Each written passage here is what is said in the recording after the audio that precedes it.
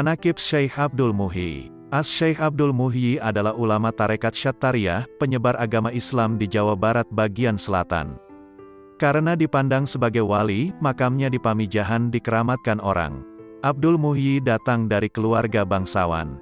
Ayahnya, Sembah Lebe Artakusumah, Abdul Jalil adalah keturunan Raja Galuh, Pajajaran. Ibundanya Dewi Tangaziah yang masih keturunan Sunan Giri. Abdul Muhyi dilahirkan di Mataram dan dibesarkan di Ampel, Surabaya, Jawa Timur. Pendidikan agama Islam pertama kali diterimanya dari ayahnya sendiri dan kemudian dari para ulama yang berada di Ampel. Dalam usia 19 tahun, ia berangkat ke Kuala, Aceh, untuk melanjutkan pendidikannya dan berguru pada Syekh Abdur Rauf Singkel, seorang ulama sufi dan guru tarekat Syattariyah. Syekh Abdur Rauf Singkel adalah ulama Aceh yang berupaya mendamaikan ajaran martabat alam tujuh yang dikenal di Aceh sebagai paham wahdatul wujud atau wujudiyah, panteisme dalam Islam, dengan paham sunnah. Meskipun begitu, Syekh Abdur Rauf Singkel tetap menolak paham wujudiyah yang menganggap adanya penyatuan antara Tuhan dan hamba. Ajaran inilah yang kemudian dibawa Syekh Abdul Muhyi ke Jawa. Masa studinya di Aceh dihabiskannya dalam tempo 6 tahun. Setelah itu bersama teman-teman seperguruannya, ia dibawa oleh gurunya ke Baghdad untuk memperdalam ilmu dan berziarah ke makam Syekh Abdul Qadir Jailani. Dan kemudian ke Mekah untuk lebih memperdalam ilmu pengetahuan agama dan menunaikan ibadah haji. Sewaktu di Mekah beliau mimpi bertemu Rasulullah yang memerintahkan agar pulang ke tanah Jawa dan mencari gua tempat sidang Wali Songo dan juga tempat yang pernah untuk uzlah Syekh Abdul Qadir Jailani. Setelah menunaikan ibadah haji, Syekh Haji Abdul Muhyi kembali ke tanah Jawa dan menikah.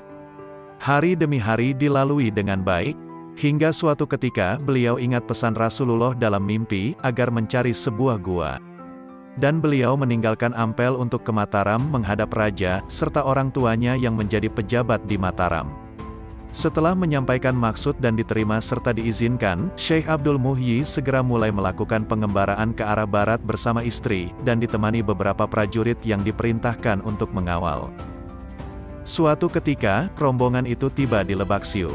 Syekh berkenan untuk riyadoh mencari petunjuk di mana gua yang dicari. Setelah mendapatkan petunjuk, Syekh pun melanjutkan perjalanan ke arah barat dan mereka kemudian tiba di Dharma, termasuk daerah Kuningan, Jawa Barat. Atas permintaan masyarakat muslim setempat, ia menetap di sana selama 7 tahun untuk mendidik masyarakat dengan ajaran Islam. Sementara di Mataram, kedua orang tua Syekh gelisah dan meminta izin pada Sultan untuk menyusul sang anak. Akhirnya mereka bertemu di daerah Dharma dan ikut menetap di tempat tersebut. Dikarenakan harus meneruskan perjalanan, Syekh berkenan meninggalkan beberapa prajurit yang telah menguasai ilmu agama untuk menetap di Dharma, guna berdakwah di wilayah tersebut. Setelah itu ia kembali mengembara dan sampai ke daerah Pamengpek Garut, Jawa Barat. Ia menetap di Pamengpek selama 1 tahun untuk menyebarkan agama Islam di kalangan penduduk yang ketika itu masih menganut agama nenek moyang. Setelah itu, rombongan bergegas untuk melanjutkan perjalanan. Pada suatu ketika, ayahanda Syekh Abdul Jalil jatuh sakit sehingga rombongan harus berhenti dan membuat pemukiman sementara. Banyak warga yang berdatangan untuk belajar, hingga pada suatu hari, akhirnya ayahnya meninggal dunia dan dimakamkan di tempat tersebut, dan diberi nama Kampung Dukuh, di tepi Kali Cikangan. Diaturlah untuk ada yang tinggal di tempat tersebut untuk menjaga makam serta mengajarkan agama. Beberapa hari setelah pemakaman ayahnya, ia melanjutkan pengembaraannya hingga ke daerah Batuwangi. Ia bermukim beberapa waktu di sana atas permintaan masyarakat. Setelah itu ia ke Lebak Siu, tidak jauh dari Batuwangi. Lagi-lagi atas permintaan masyarakat ia bermukim di sana selama 4 tahun. Pada masa 4 tahun itu ia berjasa mengislamkan penduduk yang sebelumnya menganut agama Hindu. Menurut cerita rakyat, keberhasilannya dalam melakukan dakwah Islam terutama dikarenakan kekeramatannya yang mampu mengalahkan aliran hitam.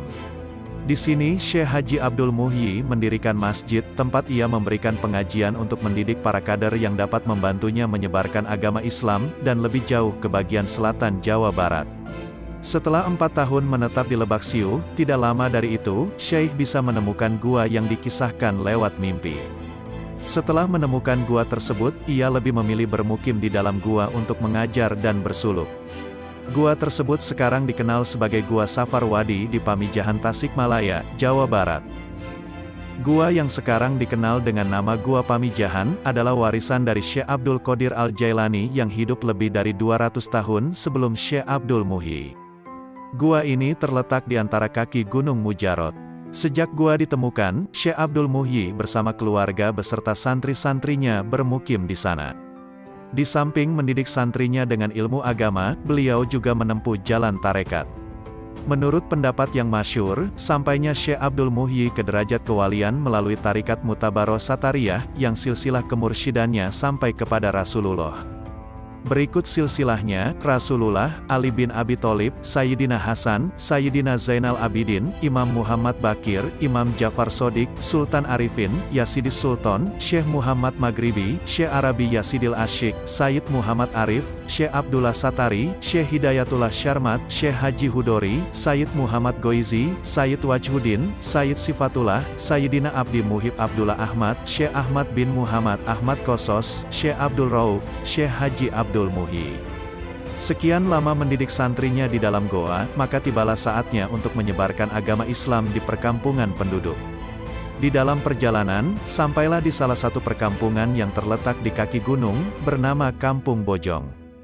Selama bermukim di Bojong, ia dianugerahi beberapa putra dari istrinya, Ayu Bakta.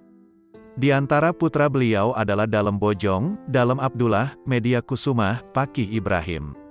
Menurut salah satu riwayat lisan, kehadirannya di Gua Safar Wadi itu adalah atas undangan Bupati Sukapura, yang meminta bantuannya untuk menumpas aji-aji hitam Batara Karang di Pamijahan.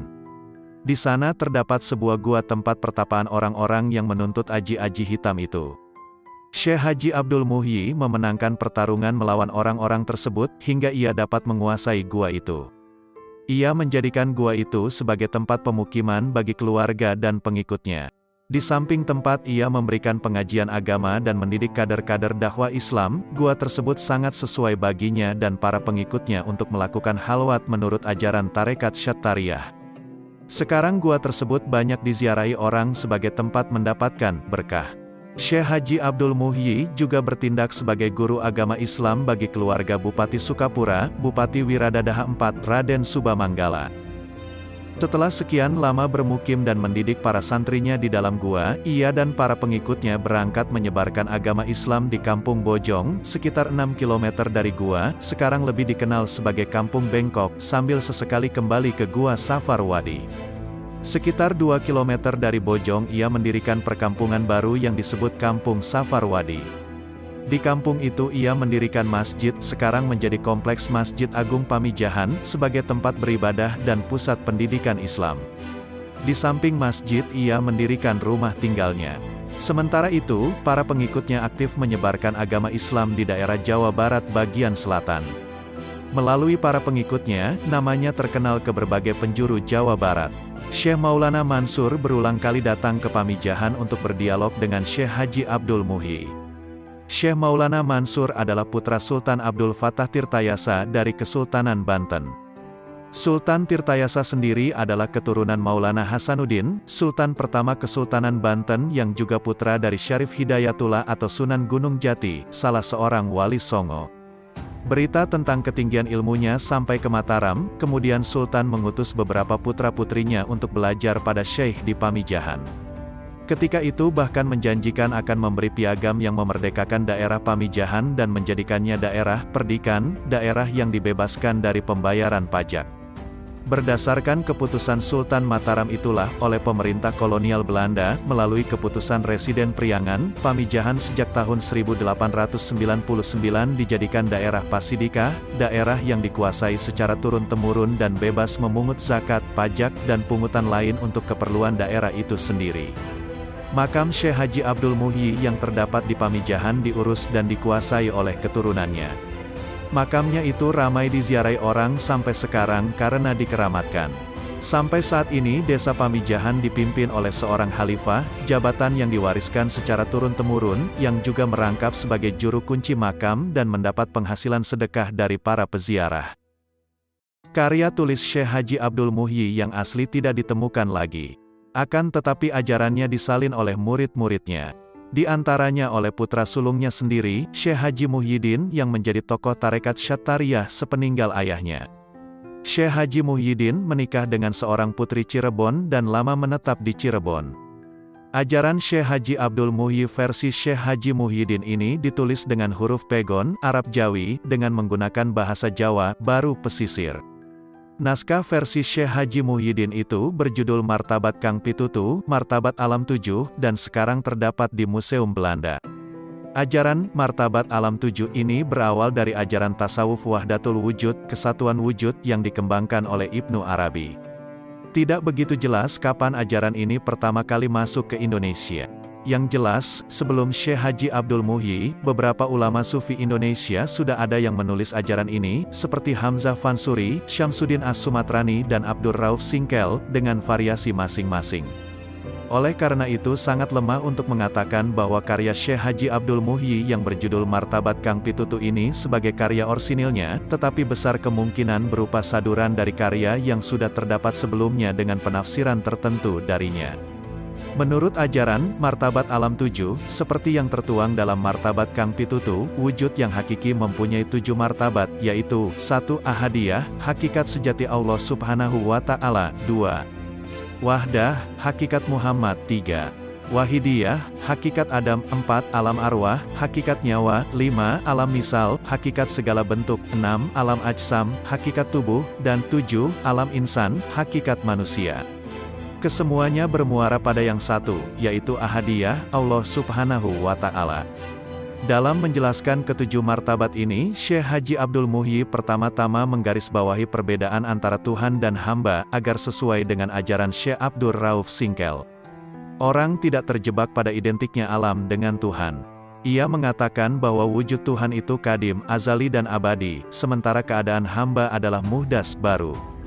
Dari 7 martabat itu, yang kadim itu meliputi martabat Ahadiyah, Wahdah, dan Wahidiyah, semuanya merupakan martabat-martabat keesaan Allah Subhanahu wa Ta'ala yang tersembunyi dari pengetahuan manusia. Inilah yang disebut sebagai wujudullah. 4 martabat lainnya termasuk dalam apa yang disebut muhdas, yaitu martabat-martabat yang serba mungkin, yang baru terwujud setelah Allah Subhanahu wa Ta'ala memfirmankan kun, jadilah. Selanjutnya melalui martabat 7 itu, Syekh Haji Abdul Muhyi menjelaskan konsep insan kamil, manusia sempurna. Konsep ini merupakan tujuan pencapaian aktivitas sufi yang hanya bisa diraih dengan penyempurnaan martabat manusia agar sedekat-dekatnya mirip dengan Allah Subhanahu wa Ta'ala. Melalui usaha Syekh Haji Muhyiddin, ajaran martabat 7 yang dikembangkan Syekh Abdul Muhyi tersebar luas di Jawa pada abad ke-18.